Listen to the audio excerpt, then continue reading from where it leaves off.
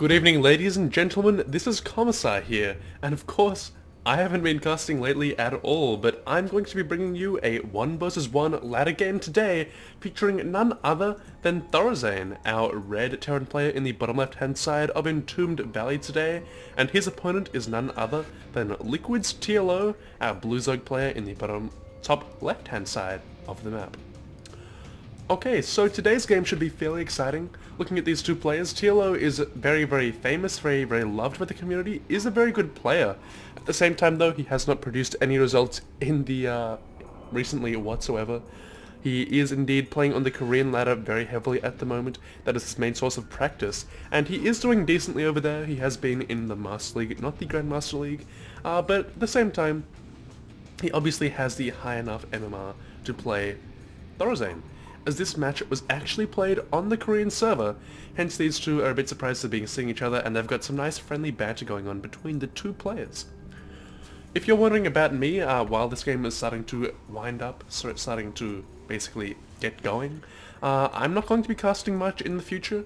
In general, I'm just going to be too busy with my education and so forth for the time being. It's not really going to change probably for about 15-16 months or so, so to be honest, don't expect to have regular content from me for that period. Just the occasional upload, maybe upload a few clips that I fancy, so that's about all you can expect from me. If you would like to see my own ladder, it would be possible for me to perhaps get my ladder up on this channel and just make this channel mainly devoted to my laddering. If you would like to see that, please let me know in the comments below. Yeah, so I can read them basically, as I, of course, with so few comments to read, will have no trouble at all reading any of them. So it is a 15 hatch from TLO today. On this map, it's generally very easy to get your natural up. The only trouble that Zergs have is wondering whether to get their third base super fast or whether to perhaps go for a 2-base build, as these rocks can potentially ruin the defense of an early third base, as they are very hard to kill if you don't have early units up, which is what a 3-base build implies, a early fast 3-base build. Now come to see the scout of TLO reveal the location of his opponent. You will notice that TLO actually did hit the watchtower before going off to see any of the bases. He was actually looking for a proxy barracks, I believe, as 2 racks, especially hidden in the middle, just put in the middle of this map, very common opening for Terran players, and can be a real pain to deal with and can deny, say, a quick 3-base play. It requires you to have some lings up and such. As such, TLO playing it safe, going to that middle tower. Okay, so we are going to see ThorZain do perhaps the most common thing for a Zerg to do on this map, sorry, for a Terran to do on this map rather, which is to go for that fast expansion. That command center is going to be coming down very quickly, and that is completely normal. You are going to see him off 1 gas geyser at the moment, which has actually mined a substantial amount of minerals, allowing for potentially, for the factory, obviously in the short term, probably going to be some reacted Hellions being pumped out, and a 3rd base by ThorZain, which is again not uncommon, but at the same time it is quite bold on this map, as it is a map where a lot of Zergs go for that 2-base play. You are going to see, of course, TLO going for those 4-lings to knock down those rocks as fast as possible. That will take them a long time, but the more damage you get on those rocks, the better, as of course that 3rd base is so vital to secure, and with these rocks down, it is the easiest thing in the world to defend, except perhaps against force fields in a ZvP. But you know, that's not an issue here. So in general, 3 bases, so easy to get. Once those rocks are actually dead, so very understandable for TLO to be going for this before the hatch, and is going to be expanding right about now on the 5-minute 40 mark, which is not slow at all. It's not slow at all, so it's certainly indicative of a lack of a 2-base build, a lack of something like 2-base muta, those sorts of all-in builds, which do tend to be all-in. I do say all-in deliberately, as that just tends to be how they go. Okay, so there we go, turning on health bars, I know you guys like to see them on. We are going to see a little bit of a scouting, 2 Hellions moving in for ThorZain. Of course, cannot do any harassment against TLO, who is spreading creep like a madman. He is spreading it incredibly quickly. And that is of course going to be very beneficial to him if he can deal with those Hellions. And of course the great thing about having a lot of Queens to spread creep with is that they help to shut down the Hellions themselves, as well as spreading that creep. Another great thing about the Queens, well, ThorZain's going for a Banshee opening, which has become very common these days in this matchup. I mean, really, it used to be a matchup of Marine Tank, Medevac. That's not the case anymore. A lot of more mech-oriented builds are considered viable now, although generally just full-on mech isn't super common. What's important is that Banshee play is super common on all ladders right now, and as such, TLO's build just compensates for that really nicely by getting the Queens up. The Queens, of course, great defensive units in their own right, with that ability to transfuse, great in the late game to, say, transfuse Ultralisks and Broodlords, and of course, this creep threat for TLO could become very ridiculous very quickly once these Hellions are dealt with. Of course, the great thing for ThorZain 2 is that those Hellions will of course deny that creep spread, as the first Banshee is now going off to the base of ThorZain, but is spotted by that Overlord of TLO's, so he should have seen that. He might not have seen it on the minimap, but even if he hasn't, he has spores on the way, so he most certainly is aware of this threat, and as such, with the spore going up, this should be no real danger to TLO this game. Now we're going to see a total of 4 kills by the Banshee before it is going to be scampering on back to its base. So of course, not causing much of a reaction from TLO, but by only getting out a single Banshee, no cloak, and then putting that tech lab onto a factory, what happens is that it's not much of an investment. You'd get the tech lab anyway, you'd get the starport anyway for Vikings or Medevacs. In this case, Medevacs, as it will be a build which will be basically, it looks like Marine Tank and Medevac in the end, but yeah, as I was saying, yeah, it is basically no real investment other than that Banshee, and 4 drones for a Banshee isn't good, but at the same time, the Banshee is still alive, it's not dead yet. As such, the play by ThorZain works, and had TLO not been ready, it could be game ending. Okay, so ThorZain now on 3 bases is going to be having an economy of a fairly similar size to TLO's, you'd imagine. He is behind by 13 harvesters, as is to be expected. Yet at the same time, you will notice that, of course, that doesn't particularly matter with a transfuse on the Overlord.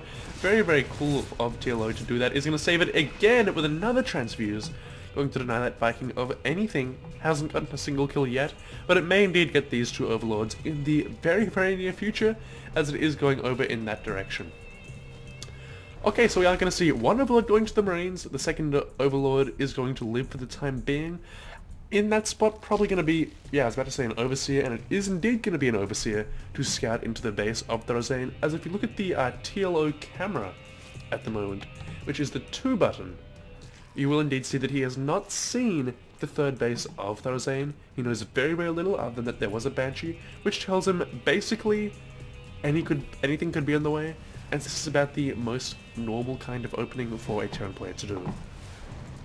Okay, so the Viking is going to try and deny this scouting, but at the same time it will see the 3rd base, it will see nothing else as it is about to die, but the 3rd base being seen is good, the gas being seen is good, and as such, TLO pretty much knows where he's at, especially as his creep is allowing him to see that there is a big army on the way to his base. Probably just here to clear out creep though, I would say. The tanks are quite a way back, so really this play is just to deny the creep spread of his opponent, and there is going to be a counterattack though for TLO. Going to send a few units right into the army of ThorZain, unfortunately, but the counterattack is a big deal, getting it a tank, and that is going to be about it, I believe, as the Marines and the Banshee will indeed clean it up, but a nice counterattack to keep his opponent on his toes. A free tank is always a nice thing to get. Although losing those roaches perhaps a little bit careless of TLO, maybe is trying to keep the army of his opponent out of position, maybe trying to distract ThorZain for that counterattack to work, but it was a fairly small scale counterattack, so not the biggest deal. Okay, so we are going to see 1 roach being sent over to its death. Quite unfortunately, all will survive actually, and this Marine is going to go down. We are going to see a big engagement over here, perhaps 1 roach going to go down, but it looks like TLO bringing over his queens. He's going to try and go for the tanks with his queens. This is a great idea, as of course with transfuses, they can tank that tank damage so well. It is going to work. It looks like the first 2 tanks will go down, but the reinforcing tanks, the reinforcing bio of ThorZain is going to push back TLO's army quite easily. Looking at the production tab, you'll indeed see no baneling speed is on the way, so these banelings are going to be useless off creep. That is a big deal for TLO, as he does have a lot of creep in the first place. But also, perhaps he should possibly just go ahead and get it, if he is going to have many more banelings in this game. Of course, he is going to infest us now, but only 2 on the way. That is because he does not have much gas after producing those banelings and those roaches, and a miss rally here. Gonna see a few lings and a roach going down needlessly. Very unfortunate for TLO, but he is okay in this game.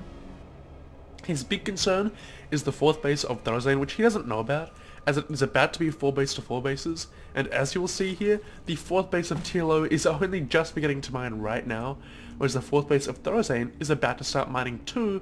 As such, ThorZain is keeping basically even on economy, with mules as well, even on economy with TLO, which really is a pretty good spot for the turn player to be in.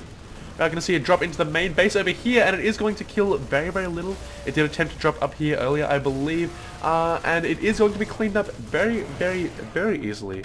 And not to be concerned about that drop doing any damage, it didn't really, so you did not miss anything important. And meanwhile, we do indeed see ThorZain is going to be pushing across with a few tanks and his marines. Trying to deny this creep is the main objective, I believe. Trying to basically contain TLO a bit. Trying to get some map control, and we are going to see, it looks like ThorZain is going to lose a bunch of marines. A nice little pickup there by TLO, as of course ThorZain was trying to get up here to try and check for a base. He does check it in the end, but the marines of course were a pretty significant loss to that army. But not significant in the long term, but more significant in the unnecessary losses which could be avoided term. Okay, so we're going to see TLO go for a counterattack and decide not to, it looks like. He's going to be scared away a little bit, just by the, I guess just by ThorZain's knowledge of where his army is. At the moment, ThorZain has TLO in a tight spot here, as while he's trying to do some damage with these marines that will be denied by spines, yeah, while he's not being able to, say, kill TLO right now, ThorZain is double expanding, and if he can maintain this position for a few minutes, he will be miles and miles ahead, and meanwhile going for that drop in the back could be crucial. 1 baneling is over here, but it will be no doubt killed off straight away. Yes, 1 marine, 1 baneling, 2 marines, 1 baneling in the end.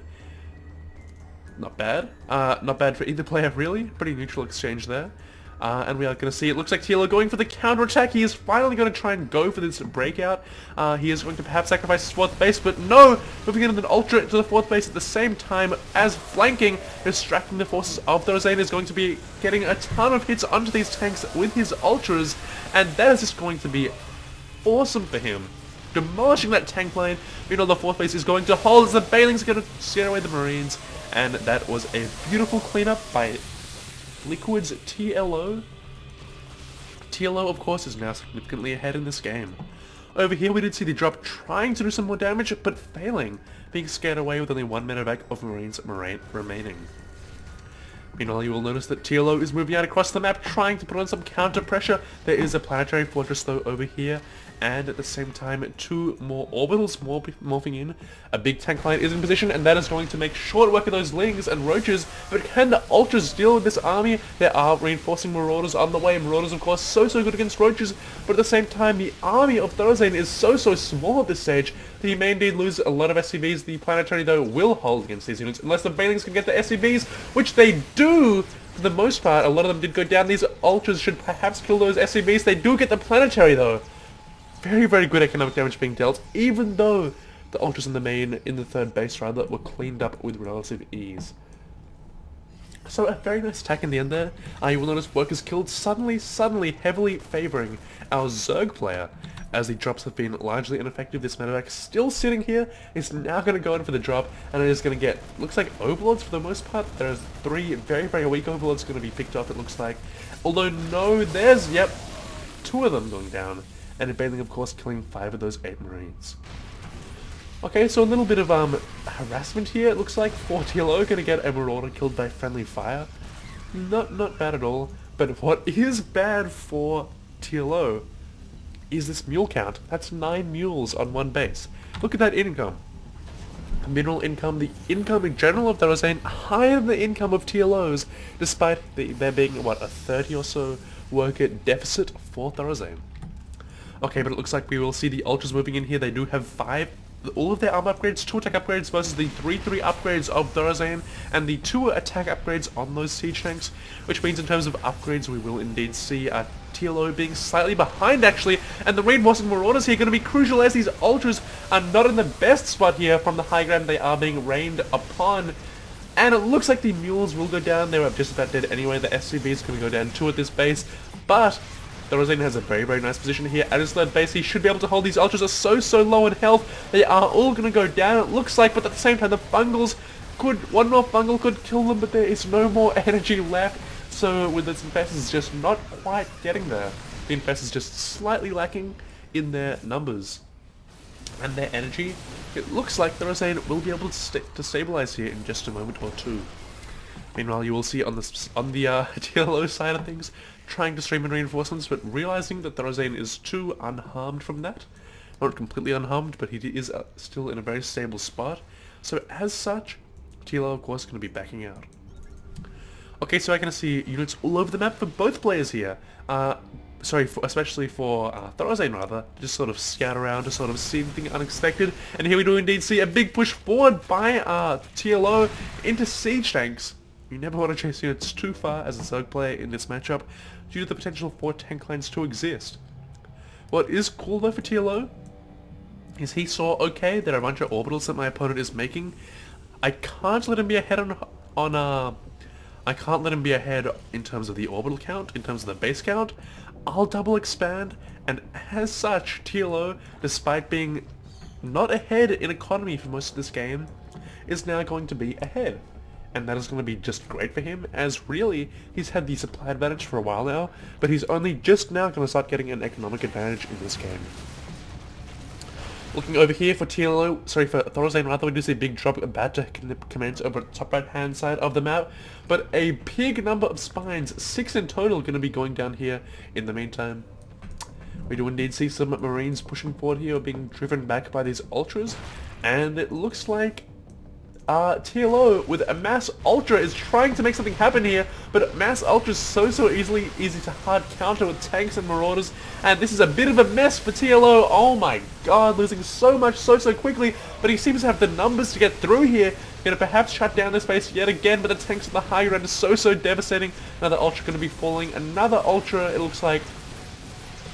Ultras are dying everywhere. But when you have this much money, it appears that TLO could afford to trade, as he is just making 48 lings for Ultras to reinforce, and if he applies this pressure constantly from now on, he may be able to break through and make something big happen.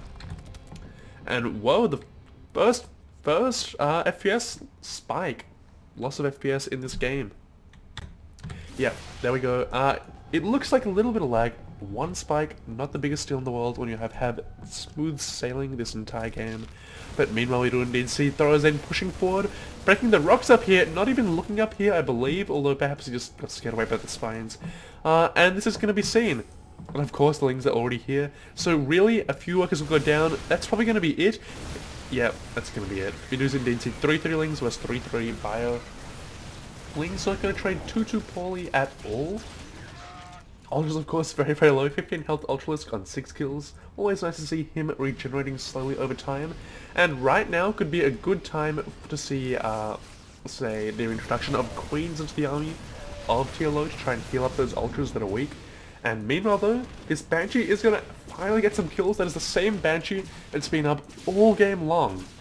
And realizing that there's a lack of anti-air, we are going to see ThorZain take advantage of this, and losing an Infestor is TLO for very little gain, and it looks like oh my god, the Banshee is going to survive and wreak havoc upon this base. So in the end, a Banshee making the difference. A bit of a hero Banshee in the end for ThorZain, basically taking a lot of TLO's attention, time, and economy away from him.